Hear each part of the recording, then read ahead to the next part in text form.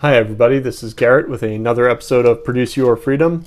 Today we're actually going to talk about logical fallacies and critical thinking.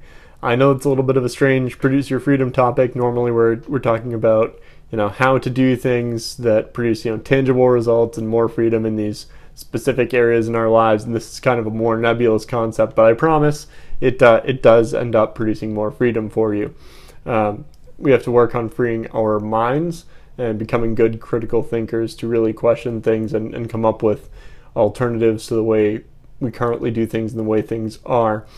For example, if someone had convinced you that you were completely free and you really weren't, that would not be good for your freedom. And if you could not see the logical fallacies as to why the argument they made for you being completely free was incorrect, you wouldn't think there was a problem in some areas. You wouldn't go seeking an alternative solution. So hopefully by doing this we kind of free our mind and everything else follows from that. So ultimately we're going to be able to make better decisions because we're going to use a more logical thought process to get places when we're determining what might be the best course of action in our lives.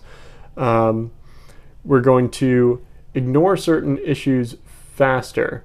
There are probably a lot of issues that we know get us a little ticked or a little heated up, and we really don't want them to, and they create stress for us, but we know we can't do much about them, or they really don't affect us directly, and so hopefully we try to ignore them a little bit.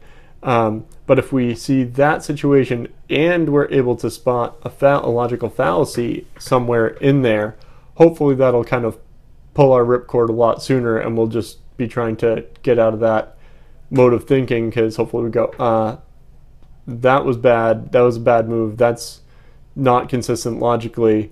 Maybe I'm trying to be convinced of something, or maybe I'm trying to be drawn into something that I really don't need to be. That doesn't mean that every time a fallacy occurs that the conclusion is false. There's a name for that actually, and that's the fallacists fallacy. That's the idea that, well, if I'm listening to someone's argument and I see a fallacy in it, then the whole rest of it's bogus. They might have still gotten to the right point.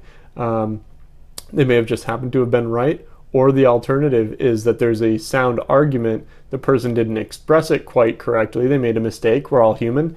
And so they took an almost sound argument. They did something a little off, said something a little off, and yes, they technically committed a fallacy, but the argument that they were trying to make might have been completely valid and sound. The biggest piece of this, hopefully for us, is that it frees up our mental energy. And this happens, I'm sure we've all been in a conversation with someone, maybe a little bit of a heated debate that we kind of got a little emotionally drawn into, that we're going in circles on, and we finally say, oh my gosh, why doesn't this person get it? Their argument doesn't make any sense, their conclusion is off base, why can't I make them see it? Could be one of two people, of course. There's always two people to that conversation. Could be ourselves. But the other thing you may be actually battling is there may be a fallacy somewhere in this argument that's making their opposing argument, let's say, not make sense to you, or their conclusion not make sense to you because they've committed a fallacy. But typically what we end up doing is just debating all these other facts and our emotions around it, rather than being able to identify that that's the issue. And as long as there's that logical inconsistency or that gap or that flaw in the reasoning, you really can't, quote, win. You can't get past that. So hopefully it frees up some of that, improves our relationships, and frees up some mental energy so that we can be more relaxed and better focused on actually producing our freedom. Quick note before I get to the technical stuff, I'm not a philosophy major. I might make a little mistake here and there. The information I present will be more than adequate to hopefully get you down this path of spotting these fallacies and becoming a better critical thinker. But I know I might make a mistake here and there. We're all human. So what is a fallacy? A fallacy is a mistaken belief based on an unsound argument. And there we're back around to those last two words, unsound argument, right? If you don't have a good argument, you're fairly likely to end up with a mistaken belief, although, as I said before, not necessarily. You can still get to the right belief. You just have the wrong reasons for believing it.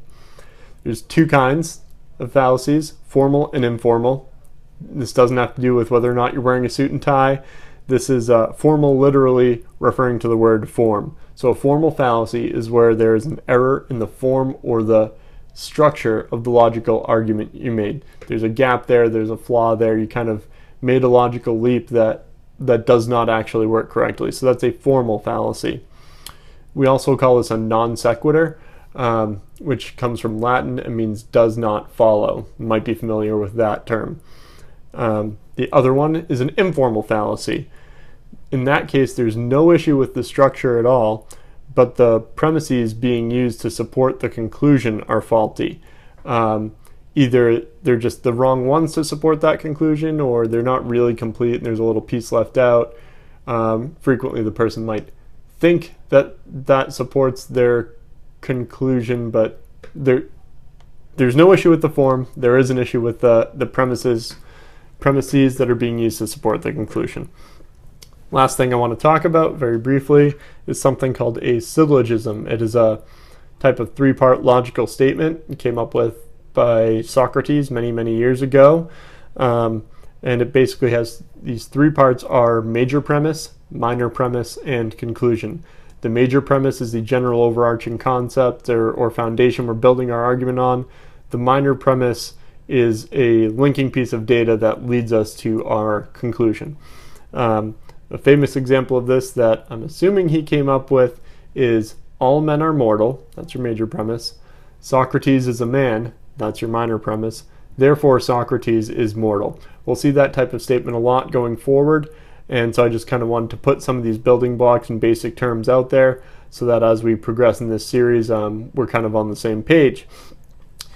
Up next, we're going to have the formal fallacies explained in hopefully a few at a time, and we'll work through all those. And then we'll talk about informal fallacies after that. There's many more informal fallacies than formal fallacies. So we'll either probably either focus on the more common ones, or I'll just pick out a few just to kind of illustrate the concept of an informal fallacy a little better. Hope you enjoyed the video. I know it's a little dry, but hopefully when we come up with some real world examples going forward, you'll be prepared to handle them, and it'll help to free your mind. So remember, produce your freedom, or life will produce your chains.